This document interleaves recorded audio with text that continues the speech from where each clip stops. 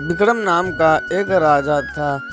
वो राजा बहुत ही दयालु और बहुत ही सीधा था। वो इतना सीधा था कि वो अपने शत्रुओं पर भी आक्रमण नहीं करता था। एक दिन वो अपने सैनिकों को बुलाता है और उनसे कहता है, सैनिकों, हमारे राज्य में कुछ ऐसा तो नहीं हो रहा है जिससे हमारी प्रजा बहुत दुखी हो। और वो कहता है, अगर ऐसा हो रहा है तो तुम उसका निवारण करो। ये सुनकर उसके दोनों सैनिक चुप हो जाते हैं और एक सैनिक राजा से कहता है, राजन, ये आपका राज्य है। इस राज्य में कोई भी दुखी नहीं है और आप इतने सीधे साधे हो कि आपके यहाँ तो कोई दुखी रहने का मतलब ही नहीं है। यहाँ पे सब कुशल है और अगर ऐसा कुछ भी होगा तो हमें कोई बताएगा। राजा यह बात सुनकर बोलता है, ए सैनिक, तुमने हमारा मन जीत लिया है। बताओ तुम क्या चाहते हो, मैं तुम्हें कुछ उपहार देना चाहता हूँ। और राजा चुपचाप कुर्सी पर बैठा रहता है और सोचता है कि मैं इसे क्या उपहार दूँ जिससे ये बहुत खुश हो जाए। राजा कहता है, चलो ठीक है, तुम मुझे बता देना तुम्हें क्या चाहिए। ये देखकर सैनिक के मन में बहुत खुशी होती है और वो कहता है कि हमारा राजा बहुत ही अच्छा है। अगर हम इससे कुछ मांगेंगे तो ये भी हमें दे भी सकता है, और मगर हमें क्या चाहिए, हमें तो सब कुछ यहाँ पे मिल रहा है।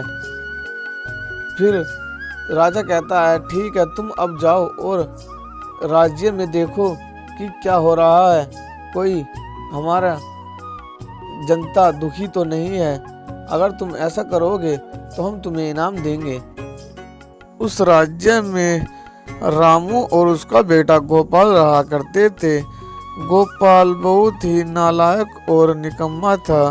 वो हर टाइम सोता रहता था और कुछ काम भी नहीं करता था। एक दिन रामू आता है और रामू गोपाल से कहता है, गोपाल, तुम हर टाइम सोते रहते हो, तुम क्या कर रहे हो? तुम खेत पर चले जाओ और वहां पर जाकर गन्ना सूख गया है, तुम उस गन्ने को खोद दो। रामू पहले तो चुपचाप खड़ा रहता है, फिर गोपाल उठता है और कहता है कि तुम क्यों चिल्लाते रहते हो? गोपाल बात सुनता रहता है। रामू कहता है, तुम बहुत नकारा हो। फिर गोपाल कहता है, ठीक है, मैं जा रहा हूँ गन्ना खोदने, पर मैं तो रात पिक्चर देख के आया था, इसलिए मुझे नींद आ रही है। फिर वो अपने घर से निकल जाता है खेत की तरफ और रामू कहता है कि सारा काम निपटा कर आना। फिर गोपाल फावला लेकर खेत की तरफ जाने लगता है और वो खेत पर पहुंच जाता है, पर वो देखता है कि खेत अभी बहुत दूरी पर है, तो वो चलता रहता है। फिर वो खेत पर पहुंचकर काम करने लगता है और काम इतना करता है कि वो थक कर नीचे बैठ जाता है। फिर वो कहता है, आज खाना खा लूं। फिर वो खाना खाता है। खाना इतना बढ़िया था कि वो सारा खाना खा जाता है और वहीं अब वो सोचता है कि क्यों ना मैं अब यहाँ पे आराम कर लूँ, जिससे मुझे थोड़ा आराम मिलेगा। फिर वो आराम करने लगता है, पर उस जंगल में एक खतरनाक चुड़ैल रहती थी, जो कि उस जंगल में आने जाने वालों को खा जा करती। मगर वो चुड़ैल सरकटी थी। वो वहाँ से घुर्राते हुए निकलती है, पर गोपाल के पास तक नहीं पहुँच पाती। फिर वो गोपाल की तरफ जाने लगती है।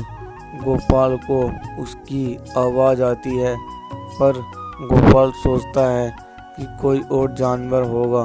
फिर वो गोपाल की तरफ आने लगती है। गोपाल फिर भी सोता रहता है। फिर चुड़ैल गोपाल की तरफ आती है, पर गोपाल तो सोता रहता है। फिर चुड़ैल एक बार घुर्राती है। गोपाल उठकर देखता है तो उसके सामने एक खतरनाक चुड़ैल आ रही थी जो कि बहुत डरावनी थी।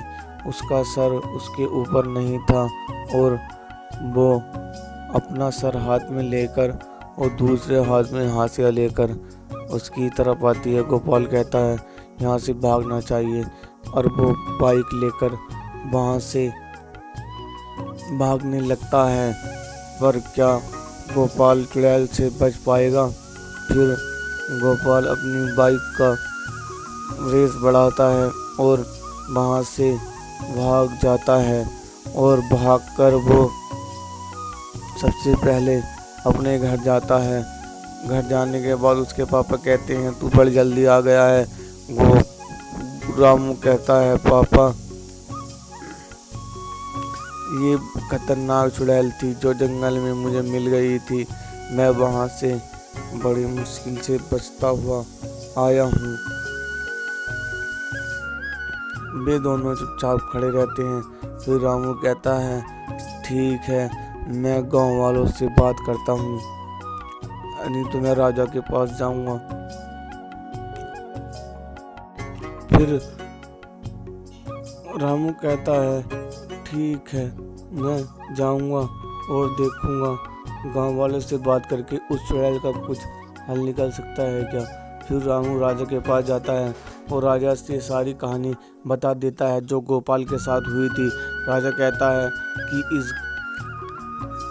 फिर राजा कहता है ठीक है मेरे सैनिकों, मैं वहाँ पे जंगल में जाऊंगा और देखूंगा कि वहाँ पर चुड़ैल है भी या नहीं। सैनिक कहते हैं राजा तुम अकेला मत जाना, हम भी तुम्हारे साथ चलेंगे और उस चुड़ैल को मारेंगे। वो चुड़ैल बहुत ही खतरनाक है। मैंने भी गांव वालों से सुना था कि वहाँ पर एक बहुत ही खतरनाक चुड़ैल रहती है जिसका सर कटा हुआ है और वो उसके हाथ में एक हाशिया भी है। राजा कहता नहीं सैनिक हमारी प्रजा का सवाल है, मैं अकेला ही जाऊंगा। फिर राजा उस जंगल की तरफ जाने लगता है और वहाँ पर जाकर देखता है तो वहाँ पे कुछ भी नहीं था सिर्फ एक नदी के अलावा। राजा कहता है यहाँ पर तो कुछ भी नहीं है, वो तो किसान का लड़का झूठ बोल रहा था, मैंने तो सब कुछ देख लिया है। मगर वो जैसे ही एक गुफा की तरफ जाने लगता है वहाँ पे देखता है कि एक चुड़ैल जा रही थी जो कि बहुत खतरनाक थी। राजा उसे देखकर वहीं पर रुक जाता है और उसके हाथ में एक गर्दन और हाशिया था। राजा वहीं पर उसके पीछे से निकल जाता है। वो सरकटी चुड़ैल उसे नहीं देख पाती है। फिर चुड़ैल वहीं पर आगे की तरफ रुक जाती है। फिर राजा वहां से आता है और रामू से कहता है रामू रामू तुम ठीक कह रहे थे, वहां पर एक चुड़ैल है, मैंने देखी है, वो सरकटी है, पर उसका क्या करा जाए। रामू कहता है मैं एक तांत्रिक को जानता हूँ। फिर राजा तांत्रिक के पास आता है और तांत्रिक से सारी बात बताता है। तांत्रिक कहता है ठीक है मैं उस सरकटी चुड़ैल का अंत कर दूंगा, पर उसके लिए मुझे कुछ उपहार चाहिए। राजा कहता है ठीक है जो तुम्हें चाहिए मैं वो सब तुम्हें दे दूंगा, पर तुम उस चुड़ैल को मार दो जिससे हमारे राज्य की प्रजा बहुत ही सुख शांति से रहने लगे। अगर ये चुड़ैल रहेगी तो हम गांव वालों को परेशान कर देगी। फिर तांत्रिक उस चुड़ैल की तरफ जाने लगता है और जंगल के बीचों बीच पहुंच जाता है जहां पर वो चुड़ैल थी। फिर वो चुड़ैल को कहता है कि ये चुड़ैल मुझे नजर क्यों नहीं आ रही है, यहाँ पर तो कोई भी नहीं है, अगर चुड़ैल होती तो मुझे दिखाई नहीं देती क्या। फिर वो आगे की तरफ जाता है और कहता है कि ये चुड़ैल तू कहाँ जा रही है, तूने हम गांव वालों का जीना हराम कर रखा है, तू मुझे अभी जानती नहीं है। चुड़ैल कहती है तू मेरा कुछ भी नहीं बिगाड़ सकता, तू मुझे अभी जानता नहीं है। फिर वो गायब होकर दोबारा वापस आती है और कहती है तेरी गर्दन इसी हाथी से काट दूंगी। पर तांत्रिक भी बहुत शक्तिशाली था, वो कहता है चुड़ैल मैं तुझे भस्म कर दूंगा, तू मुझे अभी जानती नहीं है। अगर तू यहाँ से नहीं गई तो मैं तेरे पैर काट दूंगा। और फिर वो अपनी शक्ति से उस चुड़ैल पे वार करता है, पर चुड़ैल अपने हाशिए से उस शक्ति को रोक देती है। फिर तांत्रिक दूसरी बार अपनी शक्ति से उस चुड़ैल पर आक्रमण करता है, पर चुड़ैल का कुछ नहीं हो पाता। फिर तांत्रिक अपनी शक्ति से फिर प्रहार करता है, फिर चुड़ैल थोड़ी गिर जाती है और वो वहीं पर दम तोड़ने लगती है और वो मुड़ जाती है, जिससे तांत्रिक बहुत खुश होता है और कहता है कि मैं तुझने मना किया था, तू मानी नहीं, वरना तू जीवित रह जाती।